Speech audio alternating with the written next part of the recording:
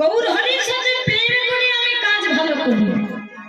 কেন না, আমি গৌর হরিকে ভালোবেসে আজ আমার সব চলে গেল। আজ আমার জাত গেল, ধর্ম গেল, কুল গেল, মান গেল, শীল গেল। শুধু তাই না, তাকে ভালোবেসে আমাকে ঘরের গুরুজনের জ্বালা সহ্য করতে হয়েছে। কি না, ভালো যদি কেউ বাসে তাহলে কাঁদতে তো তাকে হয়, ভালোবাসলে তো কাঁদতে হবে, না কাঁদলে বুঝবেন কি করে যে আমি ভালোবেসেছি। তাহলে ভালো যে বেসেছে কাঁদতে কিন্তু হয়েছে। সেই সঙ্গে বলছে গৌর হরিকে ভালোবেসে আমাকে কাঁদতে হচ্ছে। কেন না, ঘরে গুরুজনের জ্বালা সহ্য করতে হচ্ছে। এই জগতের কোন ছেলে মেয়ে যদি প্রেম করে কি মা, ঘরের জ্বালা সহ্য করতে হয় না? তা সেই সখীও ঘরের জ্বালা সহ্য করছে। বলে সখী রে, আজ আমার কি অবস্থা জানিস কি হয়েছে? আজ ঘরে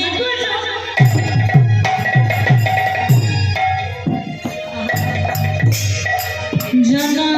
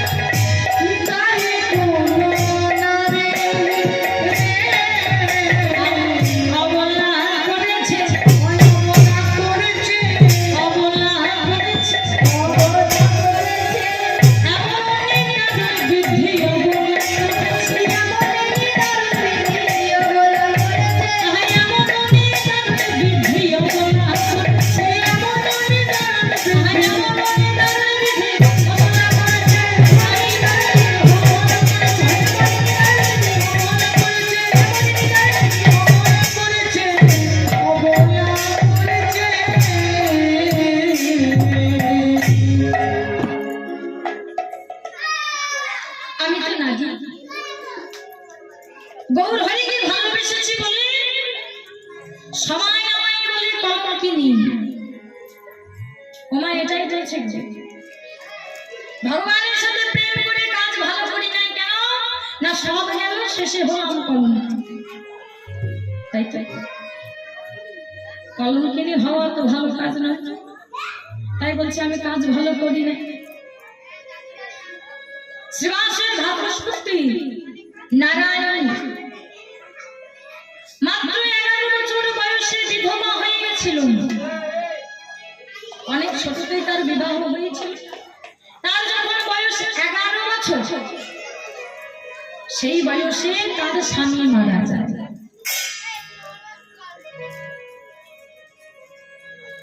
তা সেই ছোট্ট নারায়ণী সেই বয়স থেকে কি করত? শ্রীবাসের আঙিনা যেখানে রোজ গৌর হরি আমার তার ভক্তদের নিয়ে হরিনাম করতে, সেইখানে সেই নারায়ণী, ছোট্ট নারায়ণী কিছু জানে না, কিচ্ছু বোঝে না। প্রভু যখন নাম করতে, ওই নারায়ণী গিয়ে এক পাশে দাঁড়িয়ে দাঁড়িয়ে নাম শ্রবণ করতে। তাই একদিন গৌর হরি আমার যেই না নামের আসরে প্রবেশ করবে, হঠাৎ করে একটি দূরে গৌর হরি দাঁড়িয়ে গেছে। কেন? এই কলির জীবকে শিক্ষা দিলেন আপনি আচরি ধর্ম আপরে শেখায়। কি শিক্ষা দিলেন না গৌর হরির মুখে একটা তাম্বুল ছিল। তাম্বুল মানে কি মা? পান। পান খাই তা গৌর হরির মুখে একটা তাম্বুল ভরা ছিল। এখানে শিক্ষাটা কি না গৌর হরি বলছে আমরা যখন নামের আসরে প্রবেশ করব তখন কোনো খাবার জিনিস মুখে দিতে নাই। এটা গৌর হরি বলছে। আচ্ছা মা, এই যে আমরা কীর্তন নাম শ্রবণ করতে এসেছি, এখনকার দিনে মায়েরা বলে বাবা কীর্তনিয়া হয়তো 3 ঘন্টা বকে যাবে, সে হয়তো বকবে খাবার সময় নেই। তা আমরা তো বসে বসে শুনবো, আমাদের সময়টা পেরোবে? আমাদের সময়টা তো পেরোবে না, তাই না? তাই এখন কীর্তন গান শোনার সময় আমরা কি করি? কোনো মা হয়তো পাঁপড় ভাজা খায়, কোনো মা হয়তো বাদাম ভাজা খায়, আর গরম লাগলে আবার আইসক্রিমও খায়। কি মা তাই করি? কিন্তু মা আমার গৌর হরি বলছে নামের আসরে যখন আমরা বসে থাকবো তখন কোনো খাবার জিনিস মুখে দিতে না। এরপরের থেকে আপনারা যখন নামের আসরে বসবেন ওই কিছুক্ষণ মানে 2-3 ঘন্টা মতো খাবার জিনিস মুখে দেবেন না, কেমন? তারপর যখন বাড়ি যাবেন তখন কিনে খাবেন, অসুবিধা নেই। কিন্তু যতক্ষণ গান শুনবেন, কীর্তন যতক্ষণ শুনবেন ততক্ষণ কোনো খাবার জিনিস মুখে দেওয়া যাবে না। এটা গৌর হরি বলছে। গৌর হরির মুখে যে তাম্বুলটা ভরা আছে কি করলো? বলে তাম্বুল নিয়ে তার নামের আসরে যাওয়া যাবে না, তাই ওই তাম্বুলটা ফেলে দিয়েছে, মুখ থেকে বাইরে ফেলে দিয়েছে। ফেলে দেওয়ার পর গৌর হরি আসরে গেছে। এদিকে নারায়ণী দাঁড়িয়েছিল এক পাশে।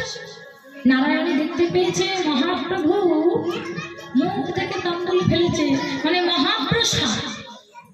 তাই নারায়ণী কি করেছে না সেই মহাপ্রসাদটি মানে সেই তাম্বুলটি নারায়ণী মহাপ্রসাদ মনে করে সেবন করেছে। আর যেই না সেবন করেছে মা, সেই দিন থেকে নারায়ণের গর্ভে সত্তা, নারায়ণী অন্তঃসত্তা মানে গর্ভবতী। চিন্তা করুন না, 11 বছর বয়সে স্বামী মারা গেছে, স্বামী নেই তার, আর সেই মেয়ে এখন নাকি গর্ভবতী। ওমা পাড়ার লোকে জানতে বললে ভালো বলবে? ভালো বলবে? যে মেয়ের স্বামী নেই সেই মেয়ে আবার গর্ভবতী হয় কি করে? এ তো ভালো কথা না, নিশ্চয়ই মেয়ের চরিত্র ভালো নয়। অথচ নারায়ণী কিছু জানি না, ছোট্ট বাচ্চা মেয়েও কি জানি না, সে কিছু জানি না। এদিকে ধীরে ধীরে গর্ভ বাড়তে লাগে।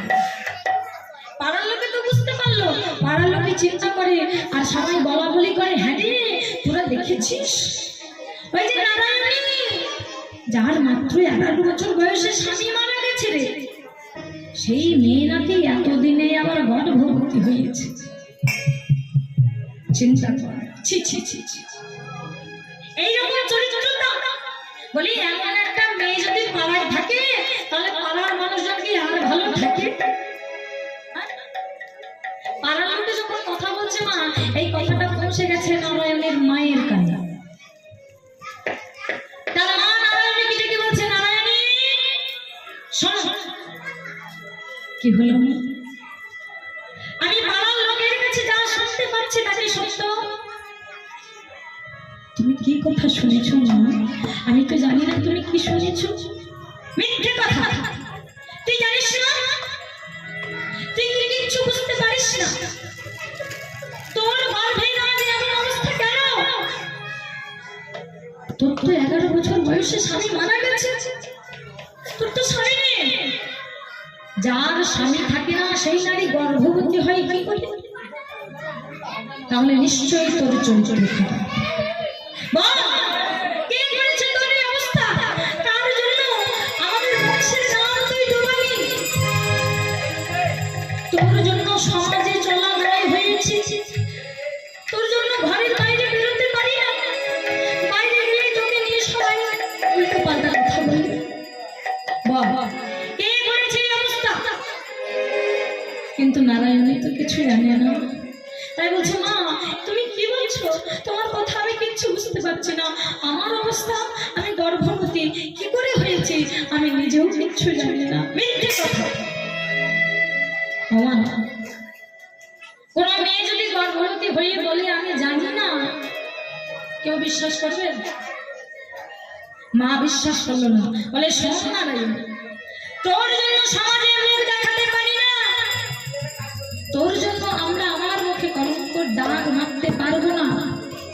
তুই যদি না বলিস তোর এই অবস্থা কে করেছে, তাহলে আমার স্পষ্ট কথা শুনে যা, তোর মেয়ের মুখ আমি দর্শন করতে চাই না, বেরিয়ে যা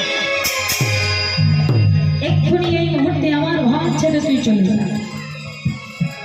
ঘাড় ধাক্কা দিয়ে নারায়ণের মা নারায়ণীকে বের করে দিয়েছে। এদিকে নারায়ণের কাঁদতে কাঁদতে পথের মাঝে একটা গাছের তলায় হেলান দিয়ে বসে কাঁদছে আর ভগবানকে বলছে, প্রভু সেই ছোটবেলা থেকে শুধু তোমার গুণগান শ্রবণ করেছে, সেই ছোটবেলা থেকে শুধু তোমার নাম আমি শ্রবণ করে যাই।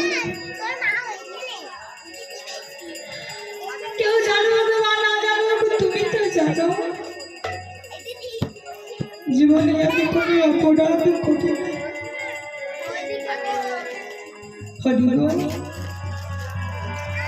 এই জগতে আমায় কেউ বিশ্বাস করুক আর না করুক, তুমি তো জানো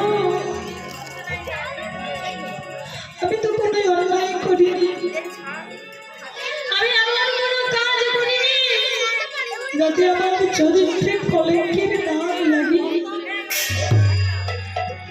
যদি আমি কোনো অপরাধ না করেছি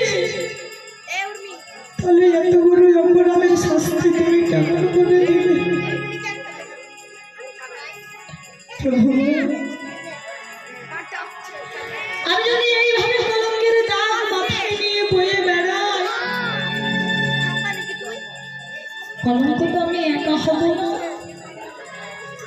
আমার মা বাবা আমার বংশ কলঙ্কে হয়ে যাবে। প্রভু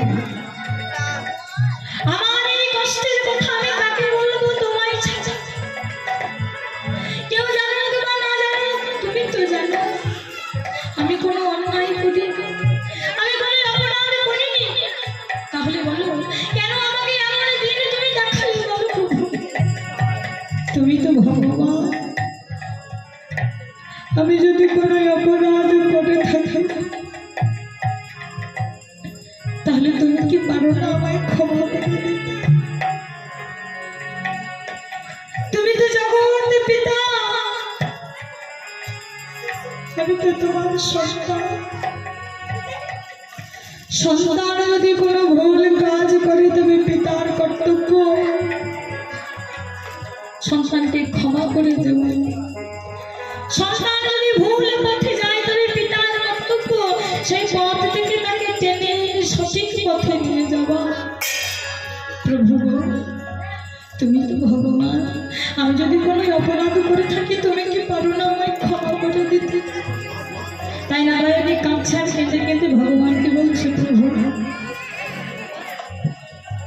প্রভু তুমি যদি ভগবান হও তবে ভক্তের কেন এত কষ্ট?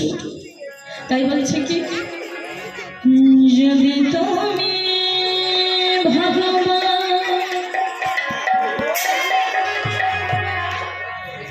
ভক্তের প্রাণ তবে কেন দুঃখ দয়া, তবে কেন দুঃখ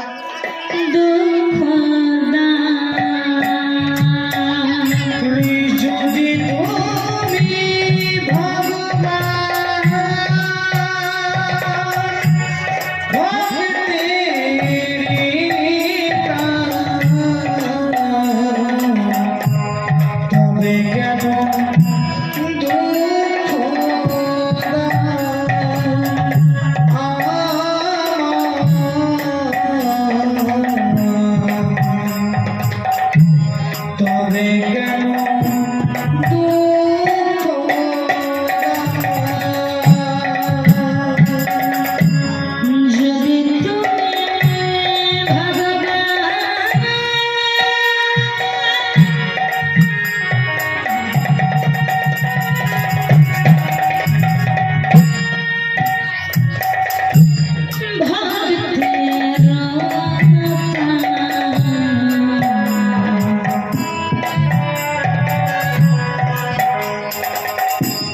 তবে দয়া দুঃখ দয়া, তবে দয়া দুঃখ যদি তুমি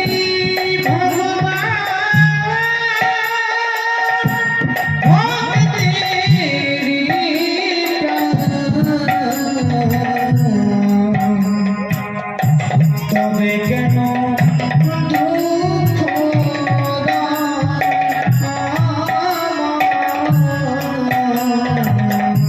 তবে কেন দুঃখ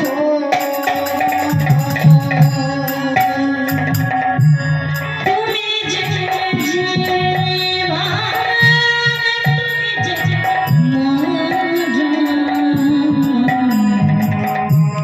তুমি যে সকলের দয়া,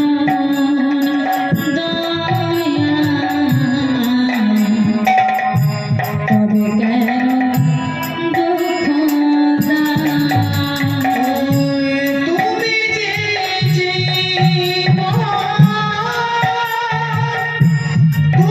যে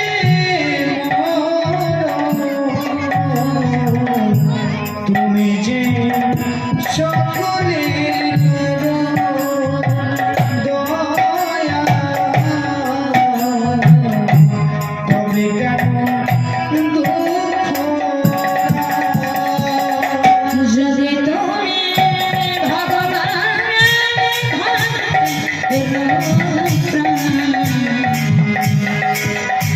তবে কেন দুঃখ দয়া,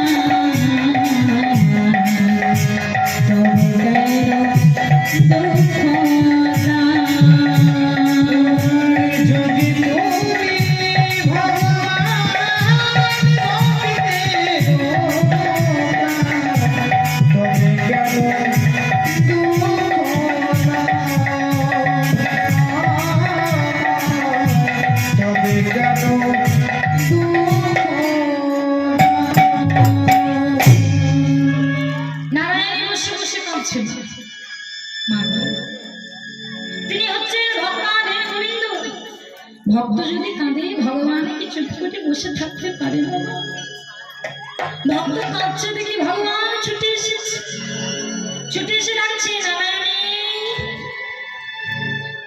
কি হয়েছে এমন করে বসে বসে কাঁদছো কেন? প্রভু কি আর বলবো তোমার, আমার দুঃখের কথা। আমি কোনো অন্যায় করি প্রভু, কিন্তু তার সত্ত্বেও আমাকে দুঃখ জ্বালা যন্ত্রণা সহ্য করতে হয়েছে। আমি একটাই পাপ করেছি, ছোট্টবেলা থেকে শুধু কৃষ্ণ নাম শ্রবণ করেছি। ওই যে তুমি হরিনাম গাইতে, আমি শুধু সেই হরিনাম শ্রবণ করেছি। প্রভু বলো এটাই কি আমার অন্যায়? ছোটবেলা থেকে তোমাকে ভালোবেসেছি, এটাই কি আমার অপরাধ? প্রভু বলছে নারায়ণ আর তোমায় কাঁদতে হবে না, যাও বাড়ি ফিরে যাও। না প্রভু আমি বাড়ি ফিরে যাবো না, বাড়ি ফিরে গেলে সবাই আমায় কলঙ্কিনী বলবে, সবাই জানতে চাইবে আমার এই অবস্থা কি করে হলো। কিন্তু আমি কি বলবো প্রভু, আমি তো নিজেই জানি না আমার এই অবস্থাটা কি করে হয়েছে। চিন্তা করো না নারায়ণ, তুমি বাড়িতে গিয়ে যেই তোমাকে জিজ্ঞেস করবে যে তোমার এই অবস্থা কি করে হলো, তখন তুমি তাকে বলবে যে আমাকে নয় আমার গর্ভকে জিজ্ঞেস করো, আমার গর্ভই উত্তর দেবে। প্রভুর কথা শুনে নারায়ণী গৃহে ফিরে এসেছে। যেই ফিরে এসেছে মা, নারায়ণের মা আবার চিৎকার করতে শুরু করেছে। বাড়ি থেকে বের করে দিয়েছিল, আবার ফিরে এসেছে, তাই চিৎকার করে বলেছে একই তুই আবার ফিরেছিস, তুই আবার ফিরে এসেছিস আমার ঘরে, বেরিয়ে এই মুহূর্তে বেরিয়ে যা, আমার চোখের সামনে থেকে দূর হয়ে যা। তোর মতো মেয়ের মুখ আমি দর্শন করতে চাই। মা গো, তুমি যখন বলছো আমার মুখ তুমি দেখবে না, চলে যাবো আমি, কিন্তু যাবার আগে একটা কথা বলে যাও। তুমি জানতে চেয়েছিলে না যে আমার এই অবস্থা কি করে হলো, কে করেছে? সেই প্রশ্নের উত্তর দেবার জন্য ফিরে এসেছি। কে করেছে আমি তো উত্তর জানি না মা। তুমি এক কাজ করো, তুমি আমার গর্ভকে জিজ্ঞেস করো, আমার গর্ভ তোমার প্রশ্নের উত্তর দেবে। তাই মা নারায়ণের গর্ভের থেকে আমাকে তুলে প্রশ্ন করে বলছে, গর্ভে তুমি কে? কি আশ্চর্য দেখুন মা, সেই নারায়ণের গর্ভ থেকে চিৎকার করে কেউ বলে উঠল, কি বলল? গৌরাঙ্গ পিতা নিত্যানন্দ গৌরাঙ্গ পিতা নিত্যানন্দ গৌরাঙ্গ পিতা নিত্যানন্দ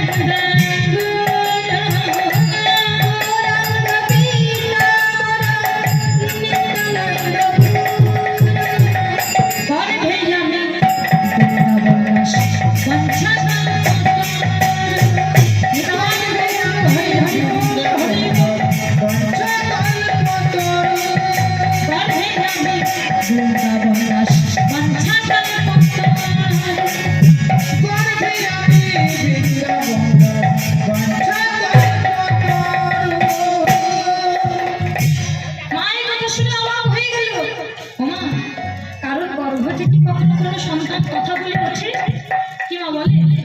বলে না। কিন্তু আজ বললো কেন না, ওই যে সবাই বলেছিল নারায়ণী কলঙ্কিনী, যে বয়সে স্বামী নেই সেই বয়সে গর্ভবতী হয় কি করে। তাই ভগবান ভক্তের কলঙ্ক মোচন করবার জন্য অসম্ভবকে সম্ভব করে তুললেন। এই কথা মা জানলেও পাড়ার লোকে তো জানলো না। সবাইকে সন্ধ্যাবেলায় ঘরের মধ্যে ডেকে একটা সভা বসিয়েছে, সভার মাঝখানে নারায়ণীকে দাঁড় করিয়েছে। সবাই আঙুল তুলে বলছে, কি এই নারায়ণীকে আমাদের গ্রামে রাখা চলবে না, এমন মেয়ে যদি পাড়ায় থাকে তবে পাড়ায় আর কোনো মেয়ে ভালো থাকবে না। তখন বলছে, ও নারায়ণীর এমন অবস্থা কেন হয়েছে, কি করে হয়েছে সেটা আমরা কেউ বলতে পারবো না, নারায়ণের গর্ভকে জিজ্ঞেস করো, নারায়ণের গর্ভই উত্তর দেবে। তা সবার সামনে নারায়ণের গর্ভ থেকে সেই চিৎকার করে একই প্রশ্নের উত্তর দিয়ে বলছে, কি বলছে? গৌরাঙ্গ পিতা নিত্যানন্দ গৌরাঙ্গ পিতা নিত্যানন্দ গুরু গৌরাঙ্গ পিতা নিত্যানন্দ গুরু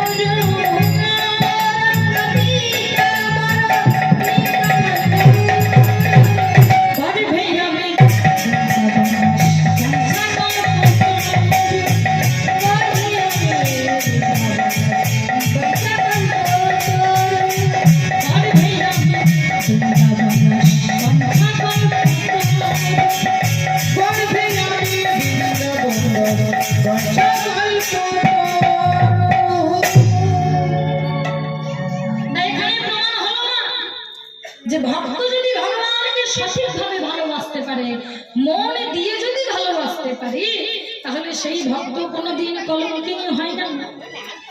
আর কলঙ্কিনী যদিও বা হয়, তাহলে ভগবান স্বয়ং নিজে এসে সেই ভক্তের কলঙ্ক মোচন করে দিয়ে যায়।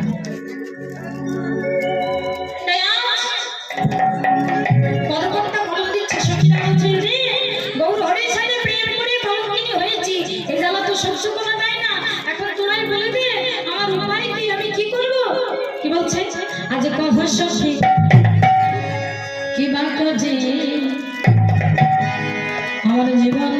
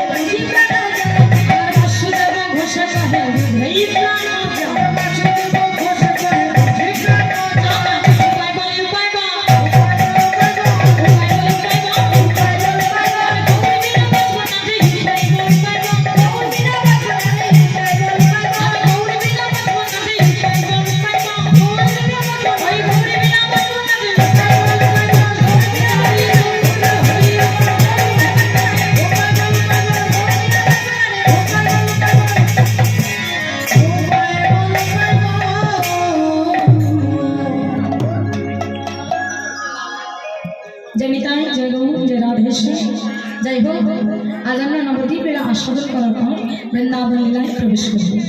তাহলে আমরা সবাই মিলে বৃন্দাবনে যাবো দুটি বাহু তুলে। কি মা বৃন্দাবনে যাবেন তো? বৃন্দাবনে যাবেন তো? হ্যাঁ। আচ্ছা মা বলছি, বৃন্দাবনে যেতে গেলে কার নাম গাইতে হয় গো? রাধে রাধে। তাহলে সবাই যাবেন তো? কি মা যাবেন তো? ঘাড় নাড়ালে তো হবে না, হাত দুটো তুলতে হবে তো নাকি? আচ্ছা বলি, এখানের মায়েরা কি উলুধ্বনি দিতে জানে? ও তাহলে আজ বাড়িতে রেখে এসেছেন। মায়েরা দিতে জানে পারে, কিন্তু আজকে বাড়িতে রেখে এসেছে। ও আলমারিতে রেখে এসেছে? আমার রেখে এসেছেন, রাখেনি তো? তাহলে আমি বারবার বলছি হরি বল, মায়েরা তো করে উলুধ্বনি দিচ্ছে। ও এতক্ষণ মনে ছিল না, এবার মনে পড়লো তো? তাহলে এবার হবে। চলো সবাই মিলে রাধা রানীর নাম গাইতে গাইতে যাবো। ধরে করবে আর পিছনে বাবা বাবা দাঁড়িয়ে আছে। আচ্ছা বলছি, ওখানে বসার জায়গা নেই বাবা? যদি একটু সময় হয় তাহলে একটু বসুন না বাবা। যে নাম দেখো, এই কীর্তন নাম, এই কীর্তন নাম শ্রবণের জিনিস, তাই না? এটা কিন্তু দেখার জিনিস না। দেখবেন কোথাও যদি যাত্রাপালা বা নাটক হয়, তাহলে আমরা শুধু বসে বসে দেখি, কিছু করতে হয় না, কিছু করতে হয় না। কিন্তু কীর্তন গান বলুন তো আমার দেখার জিনিস না শোনার জিনিস? আমার কীর্তন আপনারা দেখতে এসেছেন না? এখন আমরা অনেকে দেখতে আসি, বলে চল দেখবো কেমন কীর্তনিয়া। আসে দেখে নেতাই কিন্তু দেখার জিনিস নয় মা, এটা হচ্ছে শ্রবণ করার জিনিস, অনুভবের জিনিস। তা বসে এক মনে কীর্তন গান শ্রবণ করতে হয়। এবার ধরুন কোনো মা হয়তো এখানে দেহটা বসিয়ে রেখেছে আর মনটা হয়তো ঘরে পড়ে আছে, তাহলে কি হবে? বেকার হয়ে যাবে। এখানে বসে থাকা আপনার সময়টা ব্যর্থ যাবে, কোনো কাজ হবে না। আর দেহটা যখন রেখেছেন মনটাও রাখবেন, কেমন? চলো বৃন্দাবনে যাবো সবাই মিলে, হাত তুলে সবাই মিলে। আর পিছনে বাবার একটা হাতটা তুলুন, একটু কষ্ট করে তুলুন না বাবা, দেখুন না হাতটা তুলে কি হয়, কষ্ট হবে না, আশা করি আনন্দই লাগবে। একটু করতালি করবেন, কেমন? কি বলছেন? রাধা রাধা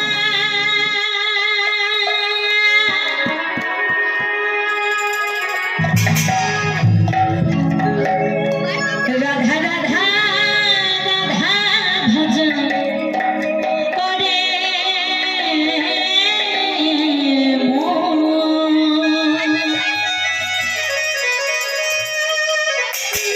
যদি যাবে মধুর বৃন্দাবন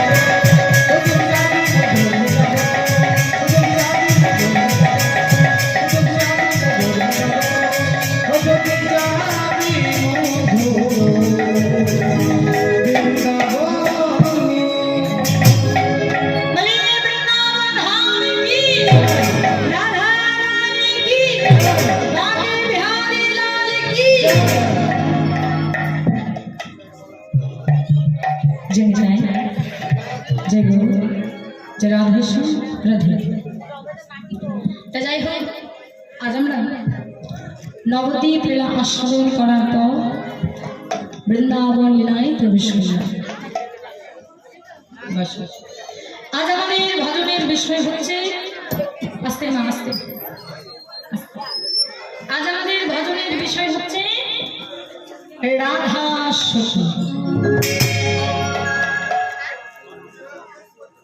আমি আমার গুরুর কাছে যেটুকু পেয়েছি, সাধুগুরু বৈষ্ণবের কৃপায় যতটুকু জেনেছি, সেটুকু আপনাদের কাছে আস্বাদন করব। এই লীলার মাঝখানে যদি আমার কোনো রকম ভুল ত্রুটি হয়ে যায়, তাহলে আমাকে নিজের মেয়ে মনে করে ক্ষমা করে দেবেন। মেদাই গৌর হরি বল, হরি বল।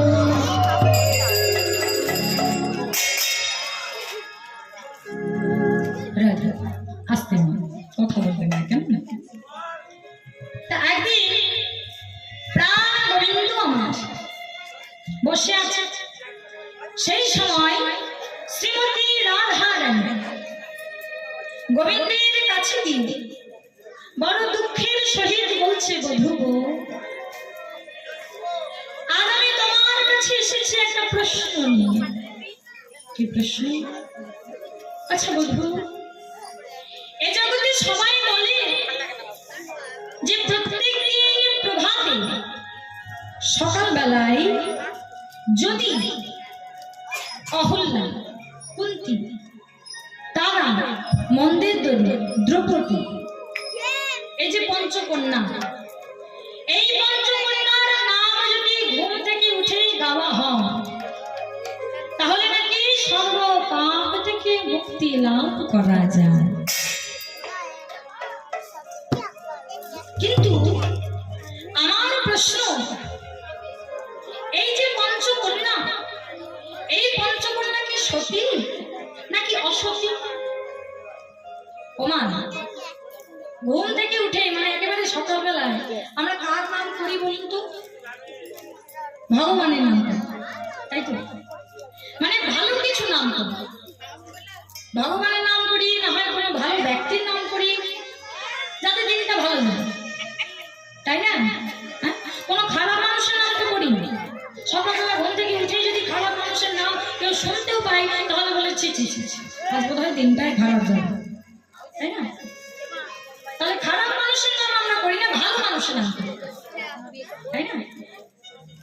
তাহলে এই পঞ্চকন্যার নাম যদি একেবারে ঘুম থেকে উঠে সকালবেলা গাইতে হবে, তাহলে নিশ্চয়ই এরা ভালো ভালো হতে হবে। তো খারাপ মানুষের নাম তো গাইব না, তাহলে এরা ভালো হবে।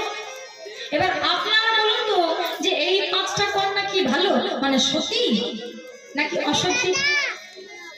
কি মা জানেন? জানেন না?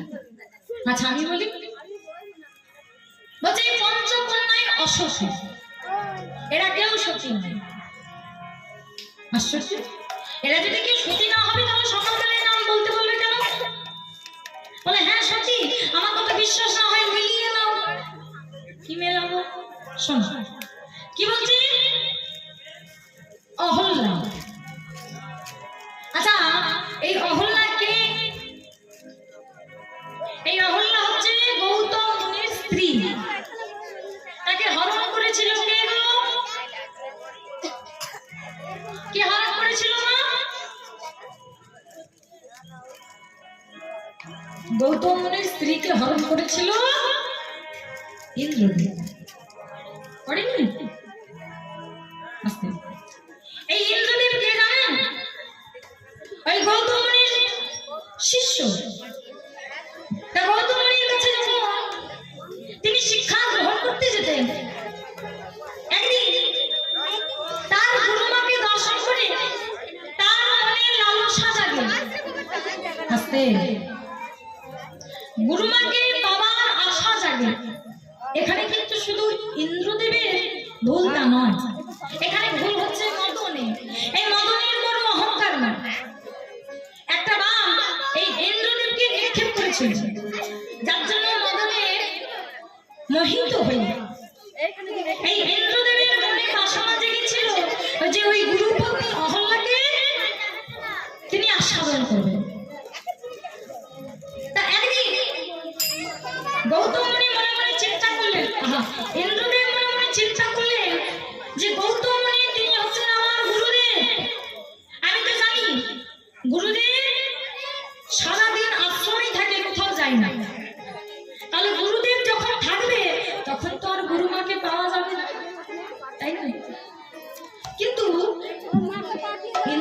জানতো যে প্রত্যেক দিন সকালবেলা একেবারে ভোরবেলায়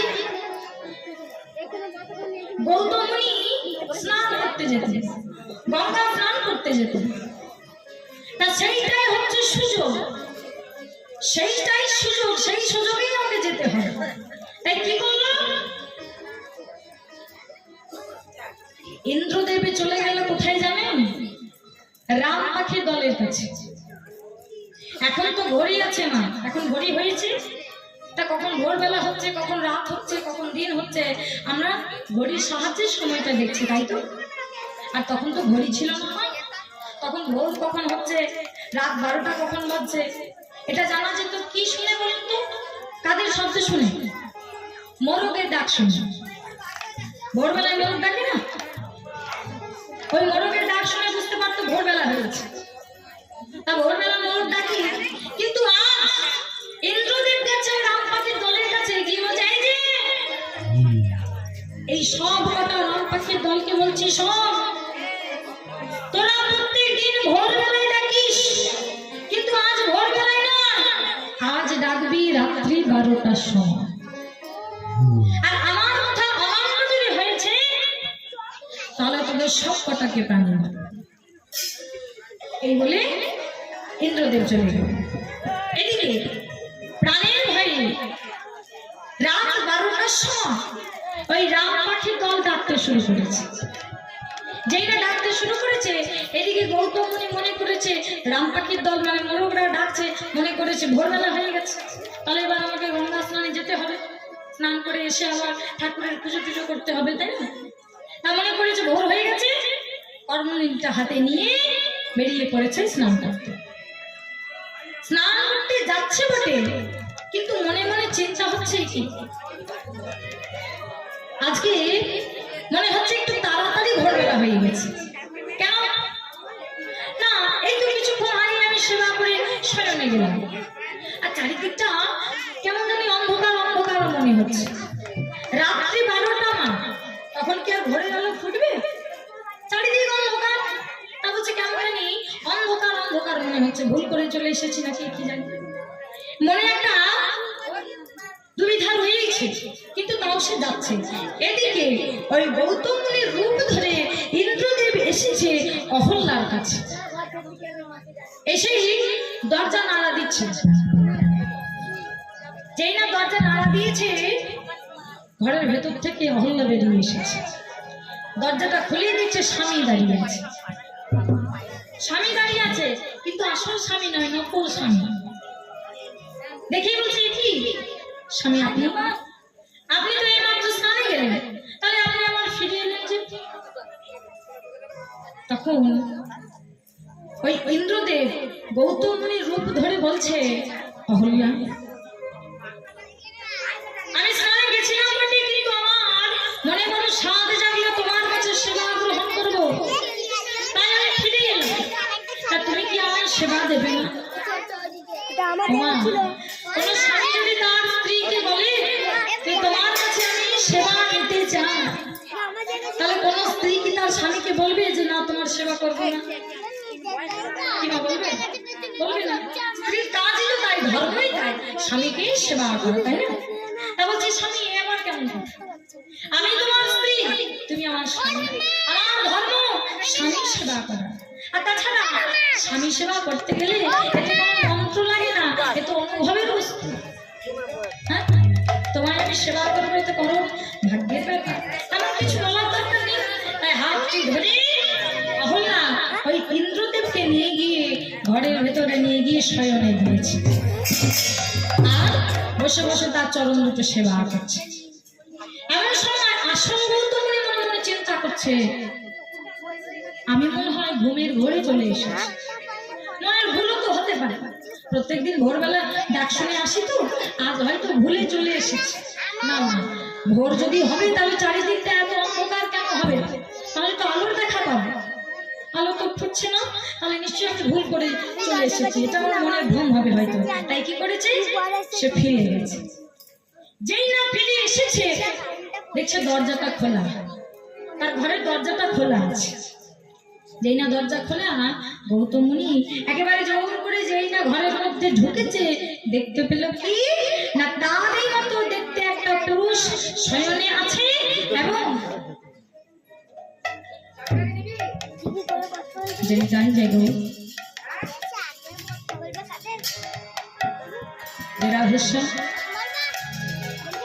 দেখছে তারই মতো দেখতে একটা পুরুষ শয়নে আছে আর তার স্ত্রী অহল্যা সেই পুরুষের কাছে শয়নে পড়েছে। তা দেখে অবাক হয়ে চমকে গিয়ে চিৎকার করে উঠলেন, অহল্যা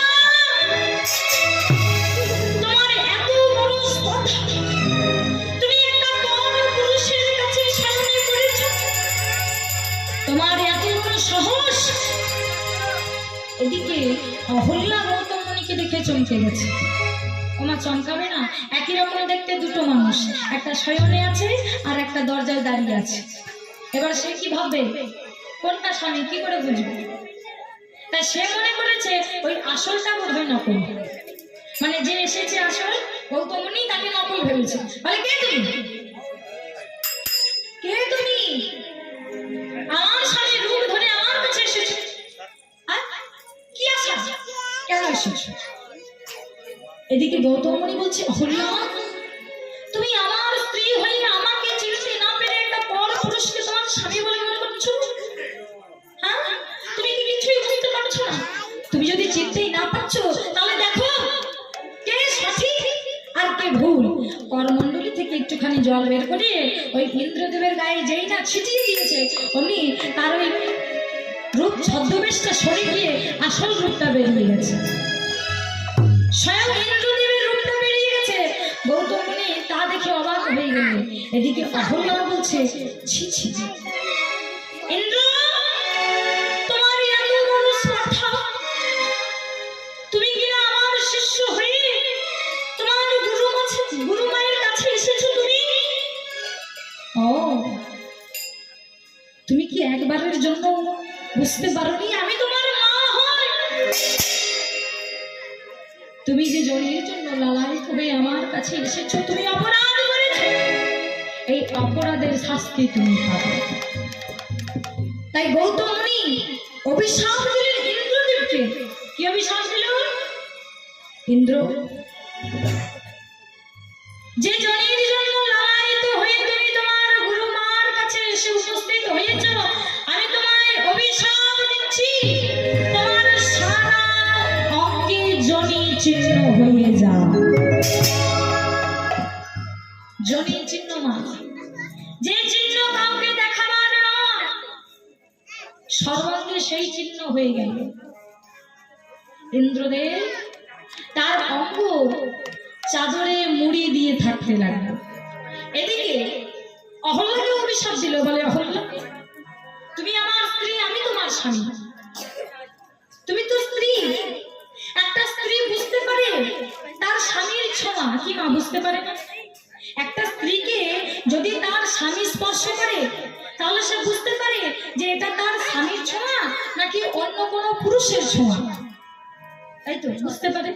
তার অন্য কোনো পুরুষ যখন তোমাকে স্পর্শ করলো, তুমি বুঝতে পারলে না এটা তোমার স্বামী নাকি অন্য কোনো পুরুষ?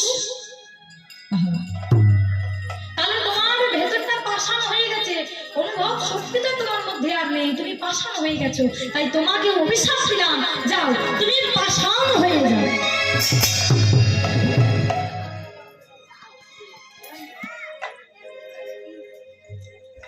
অহল্যাকেও কিন্তু অভিশাপ দিল। তাহলে দেখুন না, গৌতম মুনির স্ত্রী হরণ করলো ইন্দ্রদেব, যার জন্য অভিশাপ পেল। তাহলে বলুন এই নারী কি সতী? সতী রইল না, নষ্ট হয়ে গেল সতী, তাই না? এই জন্য বলছে, বলে প্রভাতে যদি এর নাম গাইব তাহলে এ কি সতী? এ তো অসতী, তাই না? তাহলে এর নাম কি করে গাইব? শুধু তাই না, ওই যে অহল্যা কুন্তিকে পাণ্ডুর স্ত্রী হরণ করেছিল কে? সূর্যদেব।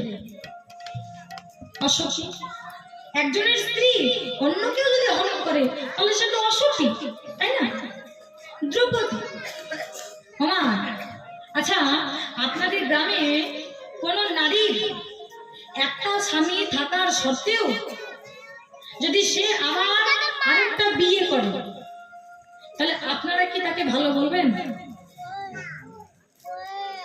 তাকে ভালো বলবেন না। কেন? না, একটা স্বামী আছে তারপরেও সে আরেকটা বিয়ে করছে। এ মেয়ের স্বভাব ভালো নয়, চরিত্র ভালো নয়, তাই না? এ মেয়ের স্বভাব চরিত্র ভালো না।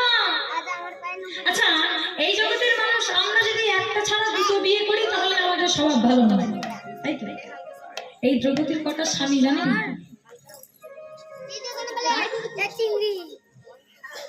একটা নয়, দুটো নয়, তিনটে নয়, চারটে নয়, 5টা স্বামী।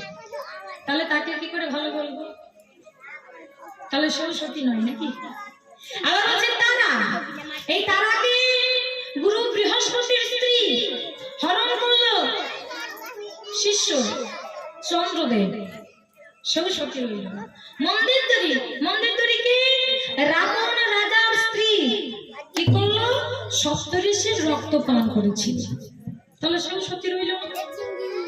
তাই প্রশ্ন করছে, বলো প্রভু, এরা যদি কেউ সতী না হয় তাহলে কি করে এদের নাম করে আমাদের পাপ যাবে? তাহলে তো পাপ যাবে না। তখন প্রভু বলছে, আচ্ছা রাধে, এরা যে অসতী সেটা তুমি জানো, কিন্তু এরা যে সতী সেটা যখন তুমি শুনেছো তখন তুমি নিশ্চয়ই জানো এরা কেন সতী। তুমি কি বলতে পারবে? বলে, হ্যাঁ প্রভু, আমি জানি। একটু আগে বললাম না আমি, নারায়ণ তো কলঙ্কিনী হয়েছিল ভগবানকে ভালোবেসে, কিন্তু ভগবান নিজে এসে তার কলঙ্ক মোচন করে গেল। তা বলছে এরা অসতী তো ছিল বটে, কিন্তু সতী হয়েছে কেন জানো? তার কারণ একটাই, এরা তোমাকে ভালোবেসেছে। তার কারণ একটাই, এরা শুধু তোমার নাম শ্রবণ করে, এরা বদনে শুধু তোমার নাম বলে, এরা তাদের জীবন, দেহ, মন, প্রাণ তোমার চরণে সঁপে দিয়েছে। এই জগতে আমরা যতই পাপ করি না কেন, একবার যদি কৃষ্ণ নাম বদন ভরে গাইতে পারি তাহলে আমাদের সমস্ত পাপ ধুয়ে মুছে পরিষ্কার হয়ে যায়। কি হয় না? ভগবান নিজেই তো বলেছে, বলেনি? একবার হরি নামে যত পাপ হরে, পাপীর সাধনায় তত পাপ করে। এরা পাপ করেছিল বটে, কিন্তু ওই যে হরি নাম করে তাই এদের মধ্যে পাপ নেই। এরা তোমাকে যে ভালোবাসে। প্রভু, প্রশ্নটা আমার এটা ছিল, কিন্তু দুঃখটা আমার কোথায় জানো?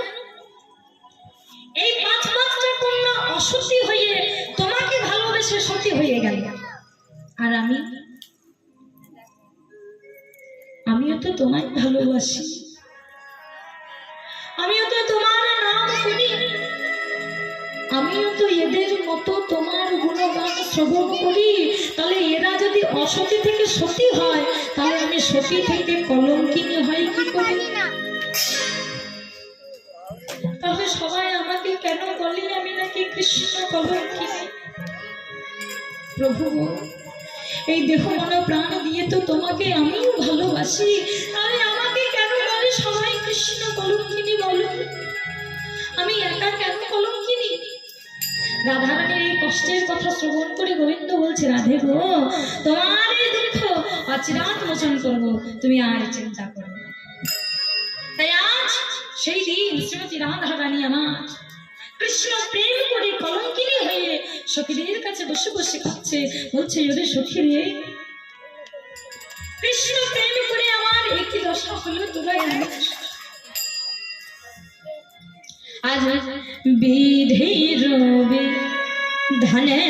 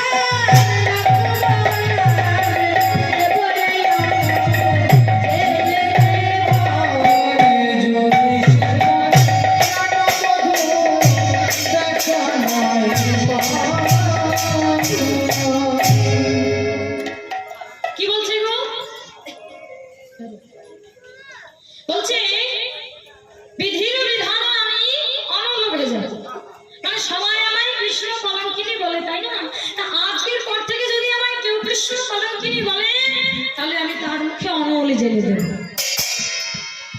অনল মানে আগুন, আগুনে জেলে দেব। আমারই বলে কৃষ্ণ কলঙ্কিনী। এই কথা শুনে সখীরা বলছে রাধে, আচ্ছা এর আগেও তো তুই গোবিন্দ সঙ্গ লাভ করেছিলি, তখন সবাই কলঙ্কিনী বলতো, ওই তখন তো এমন কথা বলিসনি, হঠাৎ করে আজ বলছিস কেন?